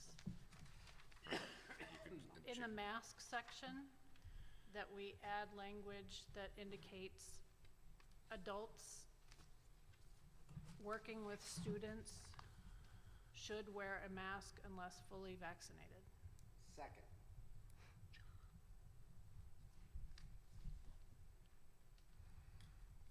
All right, so, did you get that, Kathy? Yeah. And Mr. Vora seconded, and is there any further discussion on this? Ms. Ledler? I was going to offer a friendly amendment. Mr. D'Elia? Instead of the word should, could we say will be encouraged to? Should is kind of a, I like, will encourage them to wear a mask rather than saying they should wear a I'm mask. looking for, Oh, is anybody, is that, I'm, taking a straw poll by looking around the room. Will be encouraged? Okay. That doesn't mean they have to. Mr. Voros, are you okay with that? Change in wording? Because you seconded the motion, right? No, I don't think I am. All right, so we're going to keep it at should, and if you want to offer an amendment, Mr. Delia, you can do that. No. But Rebecca seconded, I thought you seconded, oh, you didn't? Oh, nobody liked mine. So should and encouraged, are they, in your estimation, are they the same? No, Oh, interesting. no, So I'm, should is more definitive than encouraged. yeah. I'm keeping my motion as should. You're not- Mr. Delia? We can't tell people to wear a mask. That's why I was, should is, I don't know, I understand what you're saying, but we can't require people to, I guess we're not saying they're required to wear a mask, so No, it's six one way, half a dozen the other. should is not a legal term, I don't think. Ms. Herman Stites? Right, I mean, I think at this point, it's sort of like, it's a very minimal difference, and I don't think either language suggestions say anything about requiring people to wear a mask. I think both of them are very encouraging. I don't think should is telling them they have to. And so, I mean, if that's the direction we're going, I don't think there's much difference between the two. I will swallow my pride with encouragement. Thank you. All right. I'm good. Any further discussion? Do you know what you're voting on? Do you want me to read it again? Yeah, read it again. Adults working with students Should. should wear a mask unless fully vaccinated. All those in favor? Aye. All those opposed? All right, so it's how many do we have? Five? Five in favor and Ms. Liveline opposed. All right, Did you get that, Kat? Because I have to fix it. I had another question. Mr. Delia? Dr. Rodriguez, regarding support for quarantined students, is there going to be, are we going to have to hire additional teachers, and will there be a significant cost? So we just met with Ed Advance, excuse me, to talk about that. But we feel fairly confident that we can handle that internally through certified teachers, building subs, interns, those who may have the certification to work with students. And as you know, as I said, those students who are typically absent, we wouldn't even do that. But with those who have to quarantine, we're going to make sure that they have that face-to-face. Thank you. So it's really more of a mentor, facilitator. The work will come directly from the teacher. Thank you. Any other questions? Ms. Harriman? I just wanted to actually make an amendment to the plan, offer an amendment to Yeah. the plan. Just for consistency, under the volunteer section, I think we need to edit that as well. Where it says volunteers working with students will be asked to wear a mask unless fully vaccinated. Are we gonna change that language or strike that language? So are you saying? So I think I would like to have the language reiterated, so it can be volunteers working with students should wear a mask unless fully vaccinated. That would be my amendment. Okay. So Ms. Herman Stites makes the motion in the volunteer section that volunteers working with students should wear a mask unless fully vaccinated.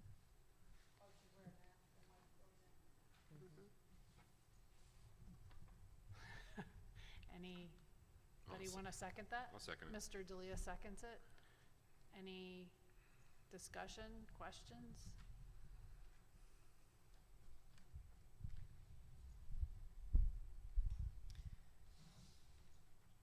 I feel, as Dr. Rodriguez mentioned, that there's a very big difference between a volunteer and a faculty member who's around the students all the time. So I guess I feel, I don't know, maybe I'm not interpreting it the same way, but I feel like it's almost lessening the language by saying should as opposed to will be asked to in this amendment. So I understand the continuity. I'm just saying that I feel that there's a difference between the two scenarios. One group coming from outside the school who's not regularly with the students. So I guess I'm a little, it doesn't sit right with me to change that language. So I understand the spirit in which it was suggested. I'm just not sure I'm comfortable with that. Yes, Ms. Harriman Stites. I think my only concern with keeping the language as it is that I'm feeling cautious about putting an undue burden on staff who are monitoring volunteers. So what happens then if the staff says, are you vaccinated? You need to wear a mask, and the person says no. So then, I think the language is a little ambiguous there, and I think staff needs a little bit more clarity maybe. So maybe should is not the proper word, but I think if we're saying they will be asked to wear a mask, I guess they could say no, but I just don't see the point of the language at all then, Yeah. Do we, Mr. DeLeo? do you want something in there to require are you thinking that we need to make it even tighter than it is? I'm just, my thought is that in changing the language to should, it makes it Optional. more optional. I don't think you can require it in any situation. So I'm just saying it certainly appears more optional if you say should as opposed to will be asked to. Ms. Zukowski? Yeah, and there is a difference in that I would think that if someone comes in and says, I want to volunteer, and you said you should wear a mask if you're unvaccinated, and they said, well, I don't want to wear a mask, then you have the option of saying, we really would appreciate your volunteer effort, but maybe you should wait for 6 months or a year before you volunteer. Whereas with the staff, you wouldn't necessarily have that response. Yeah. Ms. Harriman Stites? We just changed the other language to say adults. It was Yeah. not specific to Oh, yeah. staff. So Yeah, I that's don't, true. that's why I'm confused now about the debate. So now do we want to go back and change that? Because I'm saying we said adults, so either we can strike the language completely from the volunteer section or just make it clear that volunteers are adults. Unless we're thinking that child volunteers were going to be coming into the building, that would be something different. But we did specify adults and not staff. Right, I just want to clarify my point. I was hearing the conversation, and I was saying that the answer to should wear a mask, can be different depending on the status of the adult being asked. Yeah, I think that the volunteer piece is more specific about the volunteer will be asked to wear a mask, whereas staff just should. Okay, Mr. D'Elia? I'm just curious what Dr. Rodriguez thinks. Oh, thank you. Just gonna put her in the hot seat.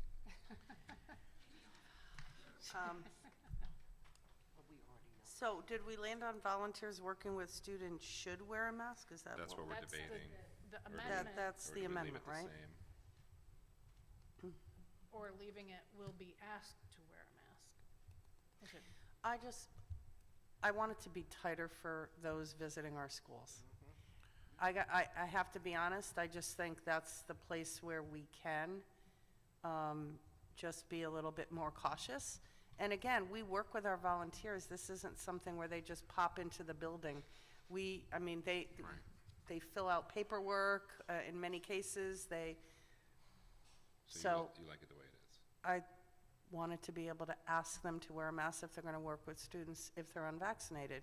They're not, it's very different in my mind from if we're talking about natural cohorts of classrooms, teachers are in those, they're part of that natural cohort. That was the distinction that we made. Okay. Any further discussion? Just know that I'm going to be asking to change the language that we just changed to say staff then.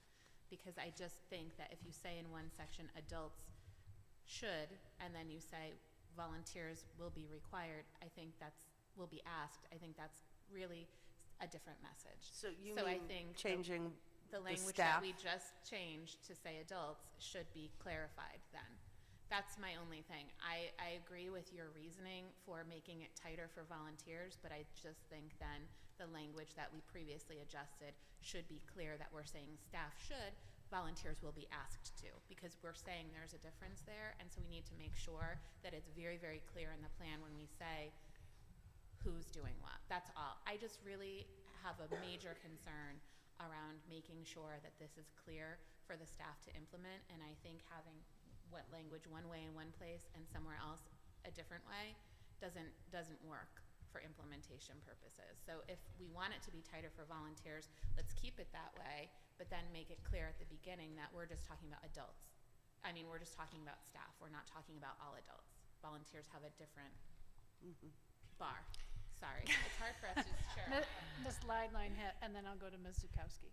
Just based on that comment, then I think the idea of, does that include the people who work for the food service? Does that include bus drivers? Does that include any aides that are in the classroom? I mean, so I think, what does that mean then? Ms. Zukowski? I was gonna say I would support Rebecca in the change from adult to staff, and then keep the language for the volunteers as is. Okay, let's vote on what we have currently. It's not oh, I'm sorry, did you want to add something before? Okay, so let's vote on what we have in front of us, and I don't even remember what it is. Volunteers. Volunteers Working with students. Should. Wear a mask unless fully vaccinated. All right, all those in favor?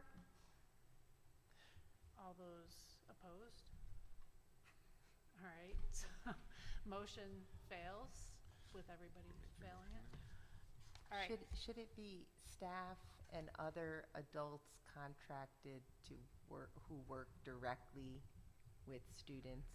Because to your point, there may be other adults who we contract with who work directly with students. So then my question would be, can we require that from Right.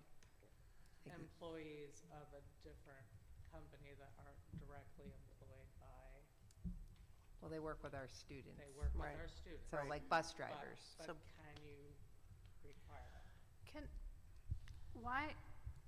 the first one says adults, which is volunteers, staff, bus Everybody. drivers, everybody. So every adult should wear a mask if they're not vaccinated, if they're around students. And then when we come to volunteers, it specifies a more specific procedure for volunteers. Is that a problem? Like, why is that a mixed you think that's a mixed message? Yes, I do. I think if you're saying in the beginning adults, and I'm a volunteer and I'm an adult, I would assume that I should wear a mask, but I'm not going to be. I just think if we're calling volunteers out, then that's just my opinion. I just believe we need as clear a answer as possible. And I think as a volunteer, they'd say, you say adults, and now you're saying volunteers. Why? I mean, unless you want to make the language around volunteers stronger, or here that says adults excluding volunteers. I just think it's not really clear. So maybe I'm confused then. So didn't we say adults working with staff should wear, unvaccinated, right? Adults working with staff who are unvaccinated. Students who are, wait, Adults working with students. No, adults working with students should wear a mask unless vaccinated, right? Isn't that? Yeah. And then we were saying that there was a distinction for volunteers where we will be asking them to. So that is your stronger language, which, you feel is important, and I agree with that. But I think if we're going to be using stronger language for volunteers, then we need to make sure that in that masking section, it reflects that. That's all. I want it to be clear in the masking section what the requirements are, no matter where you fall on the spectrum. So students, they have the option. Whether or not they're vaccinated, unvaccinated students don't have to wear a mask, right? Staff, now we're saying adults, they should, but they basically have the option. But volunteers, we're gonna ask them to. And that's a different standard, and I just think that if that's gonna be a different standard, it needs to be clear, right front and center on this section of the thing. And maybe I'm, it's a minute detail, but I think because masking is such a big issue, it needs to be clear across the board. Adults who regularly work with students. Will that work? Right, adults who regularly work with students would then exclude volunteers from, because our volunteers are not typically regularly working with students. Ms. Zukowski? I liked what you said before, and again, I totally get Rebecca's point. So staff and contracted workers, or what was the language you used And- before? Other staff who are contracted to work with students. Or other staff, okay. Rebecca? Yeah, I mean, I'm just trying to, in my head, process what the best language would be, so it's clear. I I guess if honestly, we're gonna say should, the it should be thing- should. right. I mean, I think the thing that I've heard from staff the most, I know you talked to them too, but I think the thing I heard from staff the most is a little bit of trepidation around being able to implement the plan. And so I want to make sure that we're giving them the tools they need to feel comfortable, telling somebody that they should have a mask on and having something to fall back on, or not having to say anything at all. And that's really where all this is coming from, is that I want to provide as much clarity as possible for when we're saying you should, which is, if we're saying in the plan somebody should, then that's not going to fall on somebody supervising a volunteer or, looking at a bus driver. That's kind of, we're leaving it open to someone's, we're trusting people to make that decision. But in the case of a volunteer, we're asking them to wear a mask, and that's a little bit more active. And so and I'm trying not to be, so I don't know, I guess is the answer. Is that clear enough? People contracted to work with our students? I mean, if that's something that you feel is I'm just easy. trying to give alternatives, because I hear what you're saying. Yeah. And at the end of the day, there is a certain amount of individual responsibility, regardless of the words we Right. use, and Yeah. maybe we're focusing too much on the words. And that's maybe where it needs to come Like, down are we to, literally right? going to ask people when they come in, are you vaccinated? If not, please wear a mask? Right, and that was my question before, and then the answer at that point was, we're gonna ask them for their vaccine cards. So I guess we're not doing that anymore, or maybe we are. I just don't see, that would be the only way if we're going, I think it's semantics at this point on, but I don't think it can be, and I think that's I my point. agree. No, I agree. I wish I had a language option, but I don't. So I'm really not helping my own case. Are we Mr. Delia? we are requiring volunteers to show a vaccine card? We wanted there to be a higher standard, that's why we said So maybe if we we'd added ask, that we'll be language to asked to wear a volunteers, mask. would that alleviate we can't put that language in there? No, Oh, so we don't even know if we really can do that. Plus, it doesn't solve. For volunteering. It still leaves the issue of should in the adults, and then asking of the volunteers. I mean, maybe here you just leave it as it is, where we amended it and say adults should, and then period, and then we just reiterate the same language as we just talked about for volunteers, and just put that up front in the masking section, and maybe it says, however, so the should and the volunteers should is. will be asked to wear a mask. And masking, I like that. move it to the You know, masking. so then at least it's there, and it shows the different tiers right up front, and it's not as if you think as a volunteer you don't have to, and then you read further, and then you see that you do. I don't really know.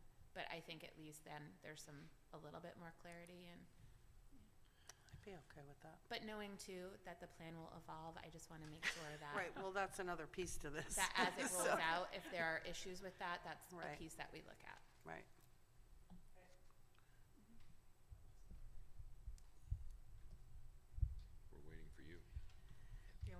honestly, I think it's different depending on the school also, and the age of the kids and the level of vaccination availability, and, I mean, there's so much that comes into play here that, I don't know.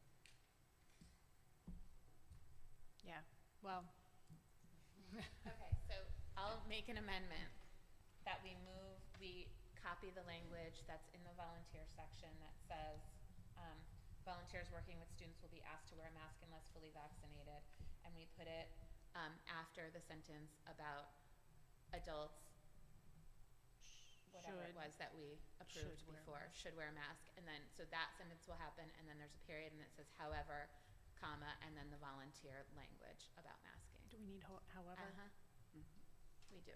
We do. I second that motion. All right, Ms. Harriman Yeah, I don't think she got it. states, makes the You ha- motion. You have to talk to Sarah about how she follows my stuff. So the motion is to move the sentence about masking from the volunteer section to the masking, well, copy it and put it in the masking section. This is a crazy amendment, a crazy motion, sorry. After the sentence about, that we just approved in the previous motion, which I don't have in front of me, so. So the language she's referring to is on page 6. Adults working with Yeah, it's children folded. should wear a mask unless fully vaccinated, that one. And she, just a however before it. So adults working with children should wear a Should mask unless wear a fully mask vaccinated, unless period. fully However, and then the masking language from the volunteer volunteers. section on page 6. All right, does everybody understand that? Kathy, I can send it to you Does anybody after. want to make an amendment to the amendment? No, Yeah, that ask just questions, follows. anything? That's good. No, Deb Deb Zukowski seconded seconded it. All right. Are we deleting that sentence from the volunteer section? No, just copy. Oh, so it's gonna be in two places. Yes. All right, everybody understand what you're voting on? Yeah.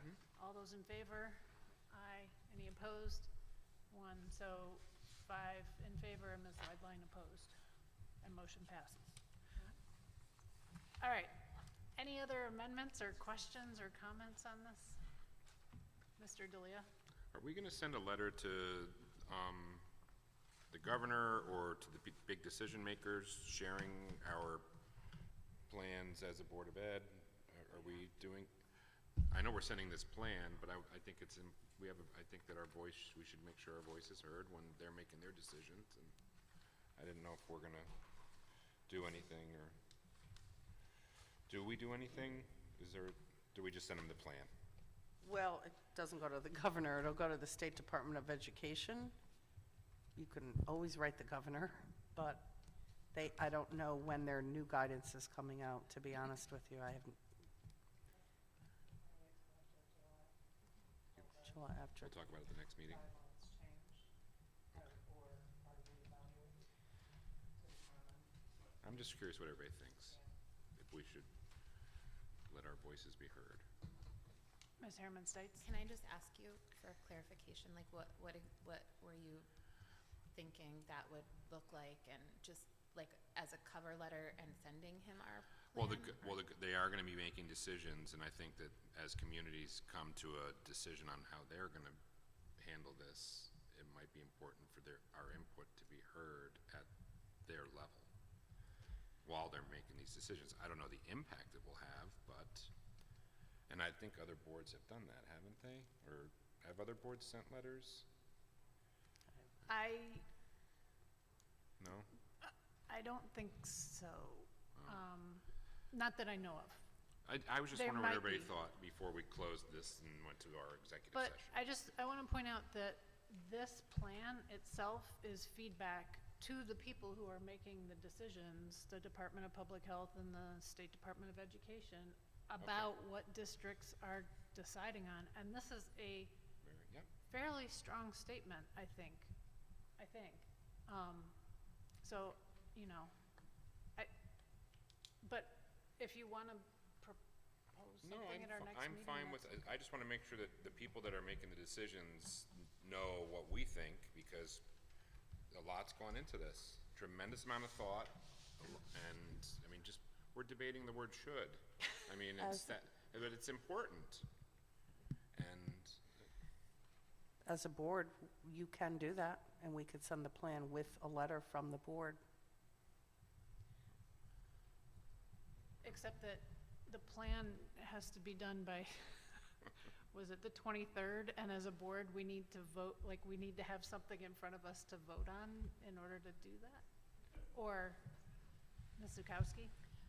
We could, maybe someone could draft a letter that we could then deal with at our next regular board meeting that would refer to the plan. Okay. Yep, we could do that. I know, and I am not volunteering to write any more letters. I think Mr. D'Elia volunteered. well, I'm sure I can get I'll put something together and I'll get a little help, I'm sure. Ms. Ladline? We might want to understand better too what the process is going to be at the state level. Are they looking for, are they going to have the opportunity for people to come and give testimony in person prior to making those decisions? Do we know anything about that? Is there an opportunity at meetings to come and do that? Just a thought. Well, I know they put their own, they obviously put their own plan out already, but when it comes to the guidance, I think that's coming fairly soon from what I'm hearing. So I don't know if there's that time. But, I'm sorry. I'll just add that the weekly DPH, Calls. State Department of Education calls, there, people chime in frequently and offer feedback. Mr. D'Elia? I guess I was just thinking a nice simple cover letter and then sharing our plan with these people to make sure that they know what we came up with, because I think it's an incredible plan and I'm very proud of it, and I would like to make sure that it's noticed. But I wasn't thinking of an elaborate letter, but I would think that a simple letter, but we would need board approval for it to come from the board, wouldn't we? So Yeah.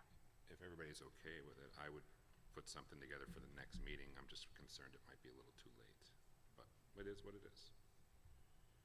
Well, we can, the next meeting, we can think about putting it on the agenda, and if something happens between now and the next meeting that makes you think, oh, well, now this is useless, then we can take it off the agenda. Okay, But in the meantime, you can plan on doing it. thank you. Okay. If everybody's okay with it. All right. Good. And I think that brings us to the, we got to vote on the whole thing.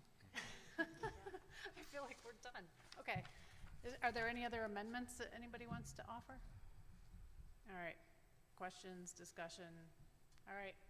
Let's vote on the whole thing with all the amendments. All those in favor? Aye. Any opposed? None. So that passes unanimously. And that brings us to our executive session. And I just, before you do this, I just want to explain that we will be taking action in public after the executive session. It won't happen in executive session on the discussion items. Item singular.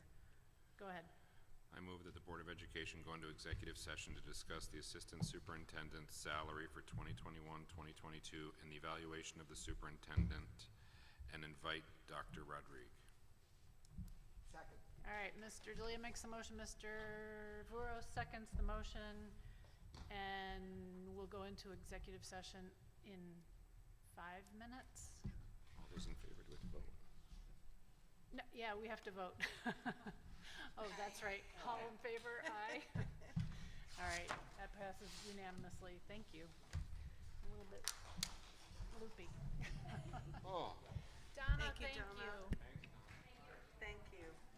Someday we won't have to talk so fast. Oh, my God. Or the semantics, I'm sure. It's like a curriculum committee, right?